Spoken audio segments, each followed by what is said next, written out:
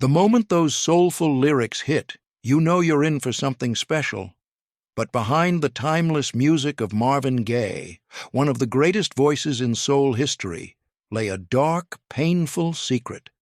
A secret so disturbing it remained buried until after his tragic end. How could someone whose music touched millions carry such a heavy burden in silence? Today, we unravel the painful truth Marvin Gaye took to his grave. Welcome to Retro Waves, where the legends live on. If you love true stories from music's golden era, tap that subscribe button so you never miss a beat. Now, let's dive in. Born on April 2, 1939 in Washington, D.C., Marvin Pence Gaye Jr. entered a world marked by hardship. He and his 3 siblings were raised in a low-income housing project called the Fairfax Apartments, tiny, overcrowded units with crumbling walls and no electricity or plumbing. The neighborhood, which Marvin and his friends jokingly nicknamed Simple City, was a rough mix of urban chaos and rural grit. But life at home was even more complicated. Marvin's father, a strict Pentecostal minister named Marvin Gaye Sr., ruled the house with iron discipline. He enforced curfews, banned makeup for the girls, and forbade any kind of secular music. His beliefs were shaped by a unique religious sect, part Holiness Church, part Old Testament Judaism, which only made his rules even more extreme. To Marvin, his father was no ordinary parent. He later described their relationship as living under the reign of a cruel king. His father's punishments weren't just strict, they were severe, sometimes crossing into abuse. Thankfully, Marvin's mother, Alberta, was his source of comfort. She recognized his talent and gave him the support he needed when no one else did. Music became Marvin's escape. At just 4 years old, he began singing in church while his father accompanied him on piano. The church's strict doctrines didn't matter. When Marvin sang, he felt free. At age 11, he stunned audiences at a school play with his performance of Be My Love. It was that performance that convinced him he might have a future in music.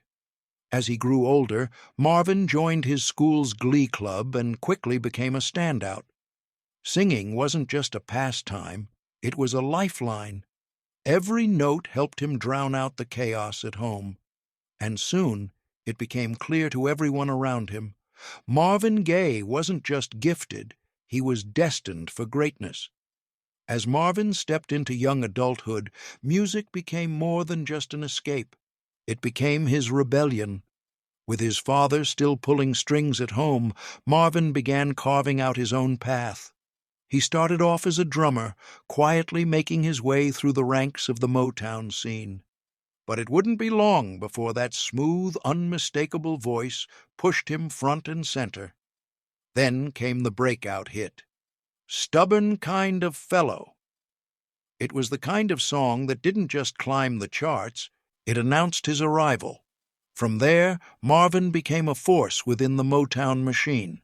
With each new release, he transformed from a young hopeful into a chart-topping sensation.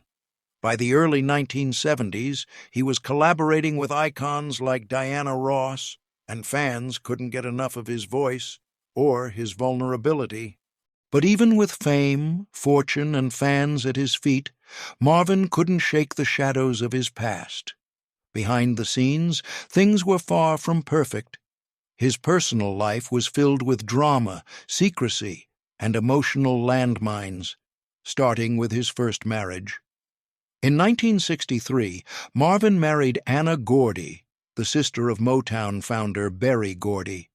She was over 15 years his senior, and their relationship was as passionate as it was turbulent. On the outside, they looked like Motown royalty, but behind closed doors, the picture wasn't as pretty. The couple struggled to conceive and eventually adopted a baby boy named Marvin III. But years later, a shocking revelation would come to light. Marvin III wasn't adopted in the traditional sense. According to author Michael Eric Dyson, the baby's biological mother was Denise Gordy, Anna's niece, just 16 years old at the time of the child's birth. And the alleged father? Marvin Gaye himself. It was a disturbing claim, one Marvin never publicly confirmed, but also never denied. The implications were serious. If true, it meant Marvin had engaged in a relationship with an underage girl, something that, if revealed at the time, could have destroyed his career and led to criminal charges. Whether out of fear, shame, or guilt, Marvin kept the truth under wraps. But the damage lingered, adding yet another layer of emotional weight to an already fragile psyche. Despite their deep emotional bond, Marvin and Anna's relationship began to unravel. As Marvin would later admit, he couldn't be controlled, not by a record label, not by a manager, and certainly not by a spouse. "I was born a ram and a rebel," he once said, and rebels rarely settle down quietly. After 12 rocky years, Anna filed for divorce in 1975, and Marvin's world began to crack. The court ordered him to pay massive alimony, including $600,000 he couldn't afford. Drowning in debt and hounded by the IRS, Marvin did the only thing he could think of. He poured his pain into music. Following the collapse of his first marriage, Marvin tried to rebuild his personal life. He married Janice Hunter, a much younger woman who had captivated him during the peak of his fame. Together, they had 2 children. But just like his first marriage, this union would eventually crumble under the weight of Marvin's inner turmoil. By 1979, Marvin and Janice had separated. The fallout added even more financial pressure to Marvin's already dire situation. Now he was facing alimony payments to 2 ex-wives, massive back taxes, and mounting personal debt. But from that storm, Marvin began to channel some of his most powerful work. His emotional state during this time was fragile. He was still mourning the devastating loss of his beloved duet partner, Tammy Terrell, who had passed away in 1970 from a brain tumor at just 24 years old. Their chemistry on classics like Ain't No Mountain High Enough had become iconic, but behind the scenes, Marvin was deeply attached to her. After Tammy's death, something in him broke. He stopped performing live, he shut down emotionally, and he slipped into a long period of grief and isolation. "I couldn't sleep, couldn't stop crying," he later confessed to biographer David Ritz. That pain became the heartbeat of his next creation, one of the most important albums in music history. What's Going On wasn't just an album, it was a cry for help wrapped in poetry and melody. Inspired by the violence of the Vietnam War, the Kent State shootings, and the chaos in America's streets, Marvin poured his confusion, rage, and heartbreak into every lyric. The songs tackled heavy themes: war, poverty, addiction, police brutality, and spiritual despair. It was a radical departure from the polished pop Motown was known for, and the label hated it. But Marvin believed in the message. He refused to back down. And when the album finally dropped in 1971, it became a cultural phenomenon. For the first time, Marvin Gaye wasn't just singing. He was speaking truth to a broken world. Still, even as the world applauded his bravery, Marvin was unraveling behind closed doors. He began using cocaine heavily, sometimes mixing it with marijuana, what friends described as a bizarre ritual of spiritual highs and chemical lows. Some days he'd be holed up reading scripture, trying to reconnect with God. The next, he'd disappear into the haze of his addiction, drowning in the very pain his music cried out against. By the late 70s, his drug use had grown worse. So had the paranoia, depression, and self-doubt. People close to him noticed the change. They could see the light in his eyes dimming, and many feared where it was heading. As Marvin's mental health continued to decline, he made a drastic decision. He left America altogether. Hounded by the IRS, overwhelmed by divorce debts, and unraveling emotionally, Marvin packed up and moved to London, hoping a change of scenery might bring peace. But instead of healing, he found himself lost in the city's party scene, drowning once again in drugs, excess, and instability. Still searching for clarity, Marvin moved again, this time to Belgium.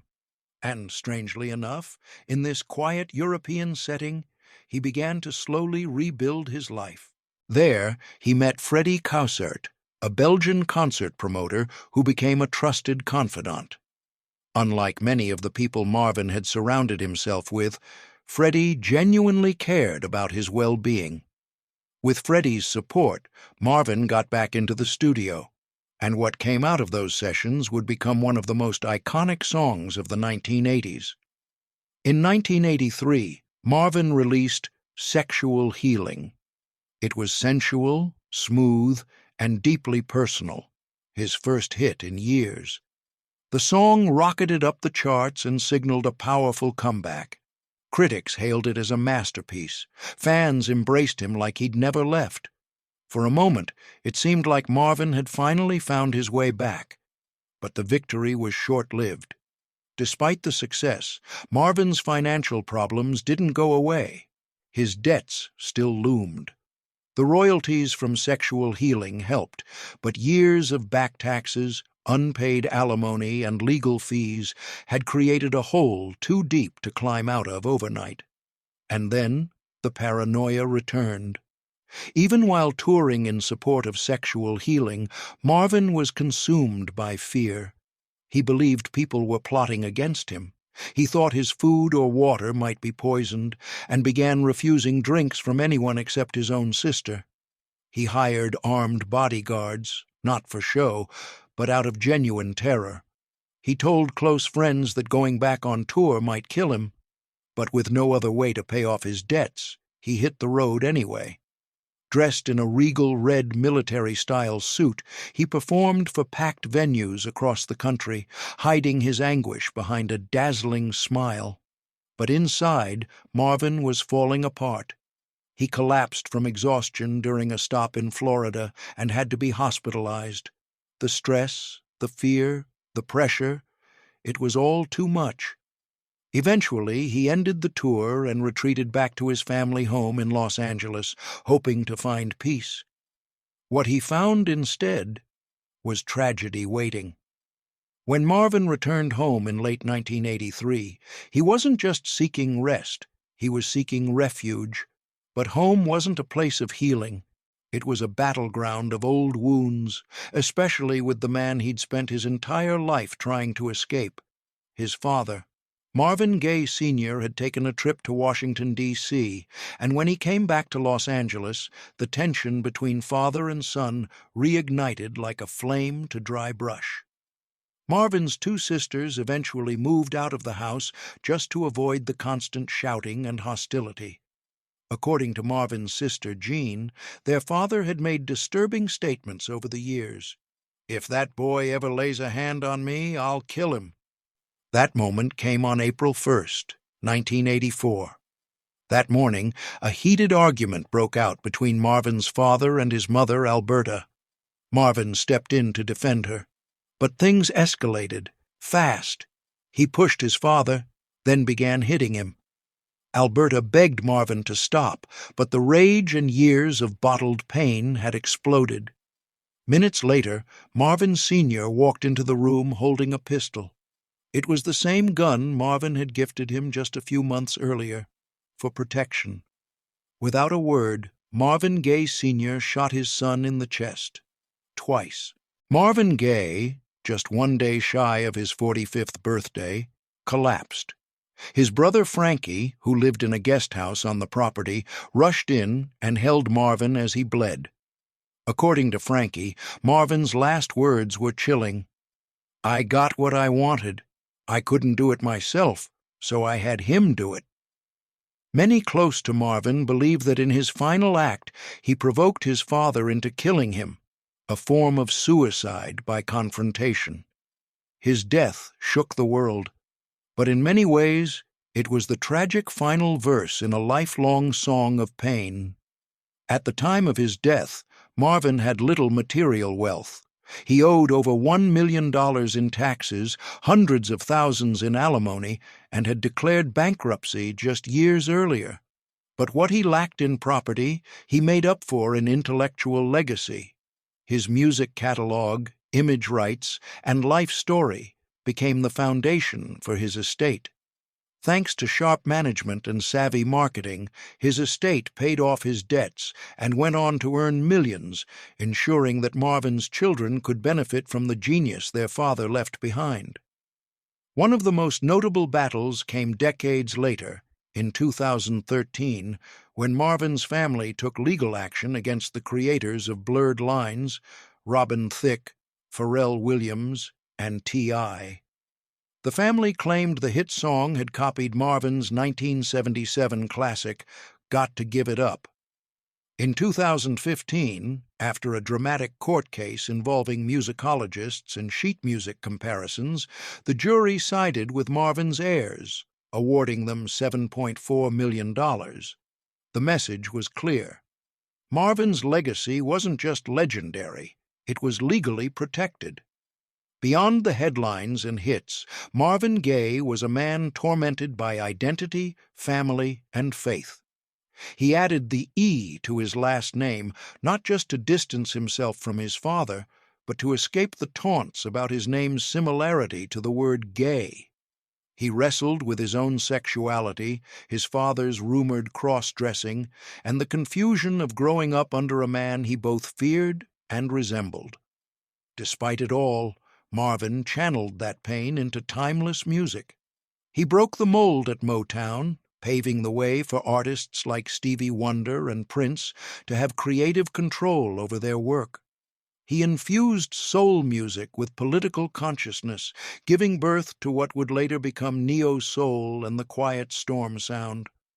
From the street corners of Washington, D.C. to the stages of Europe, Marvin Gaye didn't just sing songs, he lived them. Even decades after his death, Marvin Gaye's voice still echoes through speakers, samples, and souls.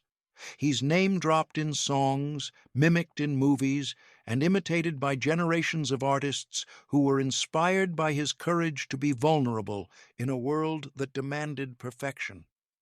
His story is one of brilliance and brokenness, of soaring highs and devastating lows. And maybe that's why his music still resonates, because Marvin Gaye wasn't just the Prince of Soul. He was a mirror of the human condition, haunted, beautiful, and unforgettable.